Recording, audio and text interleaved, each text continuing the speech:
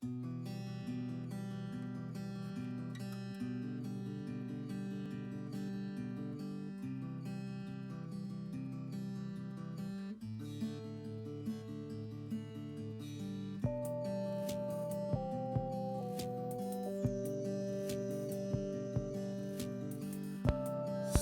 this morning when I was in the drive-thru getting breakfast, I was kind of looking through a PDF on my phone for the Best Self Journal. And what the Best Self Journal does is it kind of is a goal-setting journal for 13 weeks to help you achieve a goal. I'm not buying the journal because I got the PDF for free through the website. I'll have to find a link and it should be down below when I post this. The reason I'm not looking for a journal is I've got journals all day. This one's about empty, I can tell. But I've already got another one.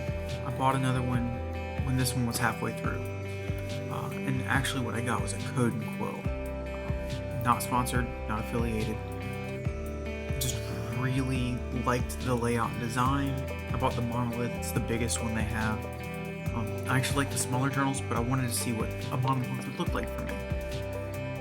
Because I also know that if I don't like it, I can turn it to something else and get a smaller journal. But what I was reading in there was talking about our morning routine.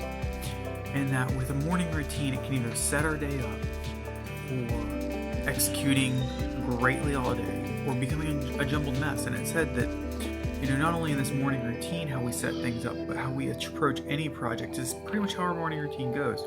Are we really reactionary, or are we focused and planned for that execution?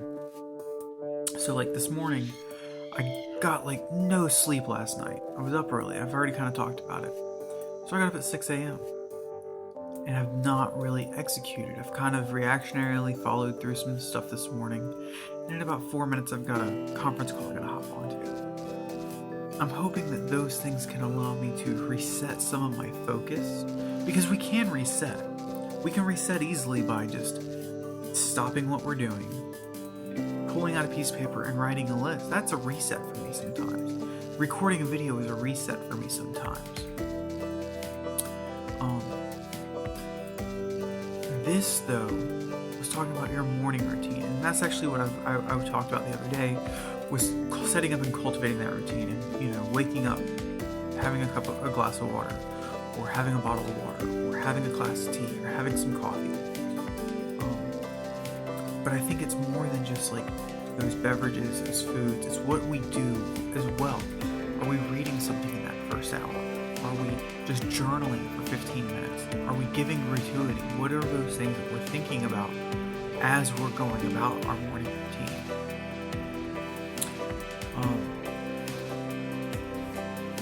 I'm looking over notes at this moment because I found that when I write notes down for these journals, vlogging, journaling, whatever, it kind of helps me come back to it. I've got YouTube notes on here for this channel. I've got some people notes for another vlogger or another YouTuber that we're talking back and forth in some back channels. And he kind of challenged me to something, so I've got some names written down here. But I was looking at this so I could better execute and achieve my goals. I've got a lot of goals with this channel. I've got a lot of goals in life. I've got a lot of goals for things I want to go forward with this year that are secondary to what I do on a daily basis. There's a podcast I want to start, and this is this channel was a catalyst to just get me moving in those directions. I've improved over this last week, putting up a little bit extra lighting in my office so that I'm lit from two sides. I've got some backlighting from the back window. Those are things we can fix as we go along. I've got a microphone here that I've had for podcasting for almost 6 months that I haven't done anything with, other than record some stories for my daughter one night when I have to be in town for the week. So what I've done is I've hooked that up. I've got an OTG cable, so it's recording on my phone through an awesome microphone. It's recording on my phone when I want to do these vlogs. It's that simple jump. It's helped me execute quicker. I'm removing those barriers to execute.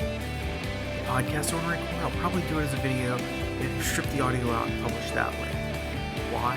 Because it's a medium I can do quickly now, and I know how long my camera goes for. It goes for about 30 minutes.